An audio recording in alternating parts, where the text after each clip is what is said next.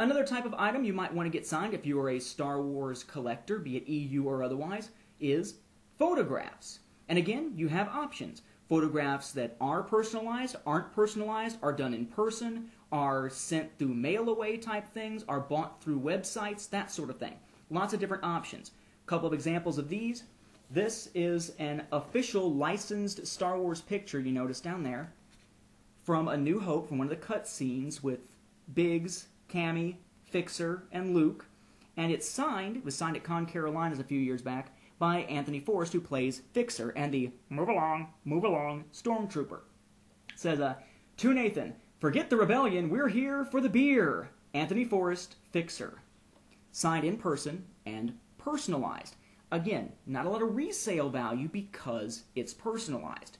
Sentimental value? Perhaps. More so on meeting a person than on simply catching somebody online and asking them for an autograph or mailing them something to sign. See what I'm saying? It's all about what sentimental resonance it has with you. Whether it's, in my case, like say with the comic or the novel for Dark Empire and Heir to the Empire, to me, there's great resonance for those because they were the first modern EU.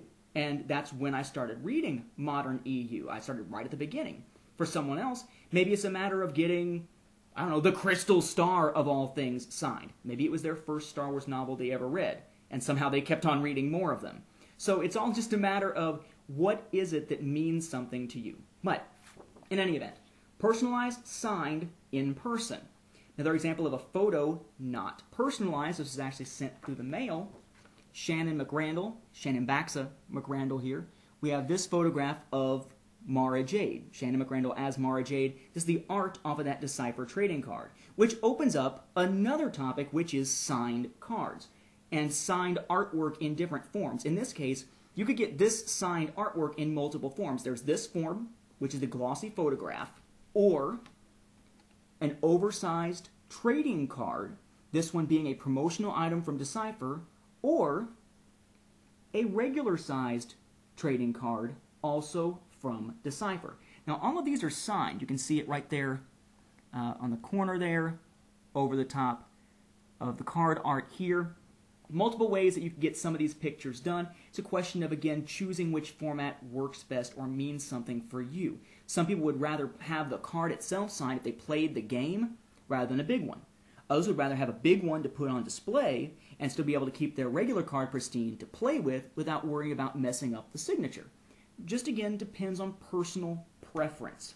Speaking of those cards, again, Decipher had some large ones, and Decipher's thing with these is great because they were so many different pictures, you can get a lot of people to sign them and have a very nice collection in a very small amount of space. But, for example, again, we have this one, Mara Jade. Shannon McRandall's the only one pictured. She signed it. They also have what I refer to as the trifecta or the triple threat card, which is Mara Jade, Koran Horn, and Talon card. This is another one of those items that is a favorite from my collection, from sentimental value and otherwise. It's got Shannon McRandall as Mara Jade, or future Mara Jade Skywalker. It's got Michael Stackpole as Koran Horn, and Timothy Zahn as Talon card. This card was actually given to me as a gift by Rich Siegfried, who does Outcast Multimedia, outcastmultimedia.com, requiemoftheoutcast.com.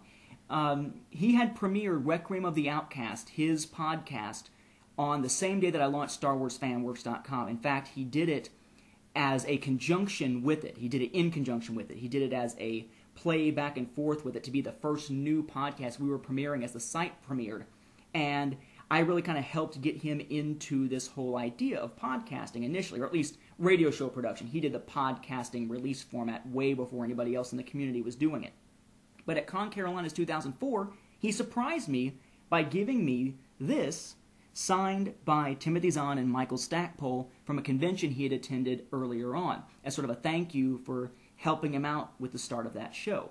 The one person who hadn't signed it was Shannon McRandall, Baxa, I think at the time. I never got around to doing anything with it. Ran into her on Facebook, and in the process of the conversation that eventually led to doing an interview with her for the EU Review and that whole signed item contest, I wound up getting her thumbs up to send her this card, which I was very wary of parting with, of course, because it was already signed twice, and she signed it, sent it back, and now I've got this triple threat. So to me, it's a significant item for my collection because of how it came about. It was also just cool because you got multiple people on it. Anytime you can have multiple signatures on one thing, it's nice because it gives you one item that can condense your collection into a smaller amount of space. And believe me, some of these collections, if you've seen the pictures on the EU Reviews Facebook page, can get gigantic, and you need a lot of space to put it in. Now, Decipher is not the only one with these types of cards, however. Wizards of the Coast sort of did this, but usually instead of having oversized trading cards, they just did trading card artwork. So you have an example here of Shannon McRandall again as Mara Jade, and up here in the corner the signature. But this isn't a card. There's not like a card back on it or anything. It's just artwork from the Mara card. Speaking of artwork being signed or photos being signed, maybe you want something signed by a Star Wars artist.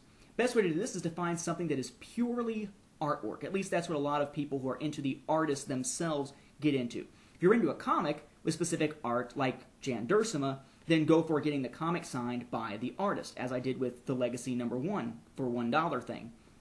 One other way you can do that is literally, if you're really into that artist, go for that artist stuff.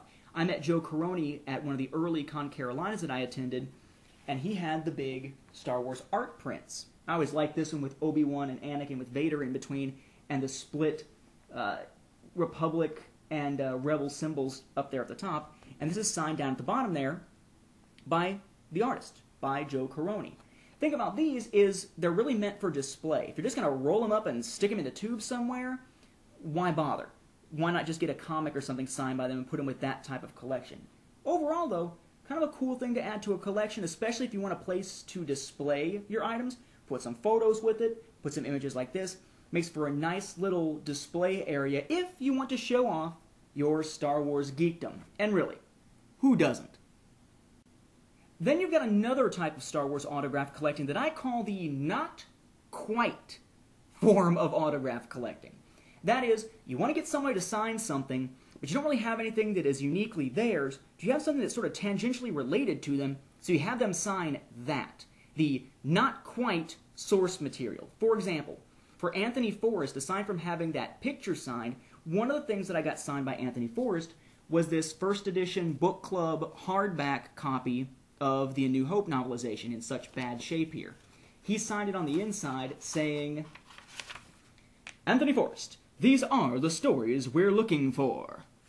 But Anthony Forrest didn't write the book. In fact, Alan Dean Foster did, and I got other stuff signed by Alan Dean Foster. I didn't get this until many years later. Well, in that case, I wanted to have something signed in it because I had the other stuff signed by Alan Dean Foster. What do? This was something to get signed by Anthony Forrest. He was pulled from a scene in this film, so it made sense to have him sign this. Maybe it would have made sense to have him sign like the VHS tape case or something like that, but I didn't think about that. I was going for books being signed for that type of collection. So, in that case, not quite something of his pertaining to him, so signed here. Another example of this being another Timothy Zahn novel of all things. Another of these ones that I think is past his heyday, because, man, I really got into the Thrawn trilogy and Hand of Thrawn, but since then, I'm sure you'll hear more about that on the EU review once we get to the anniversary of Heir to the Empire. Anyway, we have Star Wars Allegiance. Okay? Now, what is Star Wars Allegiance known for, among other things? The use of the Imperial 501st, prior to the Clone Wars cartoon series. Well, what would be something that would make sense to have signed in here, if not Timothy Zahn, Shannon McRandall, or someone like that? Either a Mara Jade model or the author of the novel itself. Why not something pertaining to the 501st? This one I got signed at Con Carolinas, personalized in this case, by Albin Johnson, the founder of the 501st Legion, the Star Wars costuming group that gave birth to the EU 501st. The book itself wasn't his. It's not his artwork or anything. He himself isn't in it, per se, but the organization is. And this serves as a nice reminder of that. So to me, this made sense to get signed by Albin Johnson. Again, focusing on what means something to you rather than simply whose name is on the cover. A flip side idea to that whole not quite collecting is getting exactly the Star Wars writer's signature, but not on a Star Wars item. For example, Greg Keyes, I got him to sign some Star Wars books when I met him at Con Carolinas a few years ago, but I also had him sign the Babylon 5 Psy-Core trilogy. I'm a big fan of Babylon 5, so that worked for me as well, but if I can find it here, there you go. he signed these. Now, if I was a Star Wars collector who didn't happen to have any Star Wars books on me that day, this still would have sufficed for me as a signature from a Star Wars writer, because it's him. It may not be a Star Wars book, but it's a signature of that person. It's the same thing as, say, going for a picture of a celebrity, like getting a Mark Hamill signed picture that isn't him as Luke, it's just Mark Hamill himself, that sort of thing. Another example, being sort of the personalized kind, that one just had a signature. Here, this is Kevin J. Anderson's novel Hopscotch, and Hopscotch has, to Nathan, always keep track of your own body, which is a story issue, not that I was having trouble doing that. Signed by Kevin J. Anderson there. So, again, another form of not quite Star Wars autograph collecting. Collect something by the Star Wars personality, but that isn't necessarily Star Wars in and of itself. It works if you're lenient in how you put together your collection. Another way that you go about adding to your Star Wars collection, but is certainly a rare way to do it, is to essentially be given a signed Star Wars item as a thank you or as a congratulations from someone in the Star Wars creative community. To be honest with you, this is not something I could suggest to you really, because it's not really something that your average everyday Star Wars fandom experience is going to yield. I just happen to be lucky in some cases to be able to pull off something like this by accident. So consider this me sort of explaining this method, or showing off this method, if you want to put it that way. I wouldn't necessarily say this is the best way to go. All the other ways, eBay, official picks, for example, StarWarsShop.com, stuff like that, much better method, much more reliable method than something like this. But in this case, definitely something that has sentimental value and that it is somewhat gratifying as well. A while back, when we were trying to promote the Saga of Seven Sons through some interviews with Kevin J. Anderson, I put together a little audio drama style trailer for the Saga of Seven Sons that aired on my podcast and then eventually wound up being linked over from Kevin's own website, and in return, that was how I got Hopscotch here. And a lot of people who helped work on that, in fact everyone who helped work on it, wound up getting a book signed by Kevin J. Anderson. He just sent to them in the mail. So by way of saying thank you, he provided that.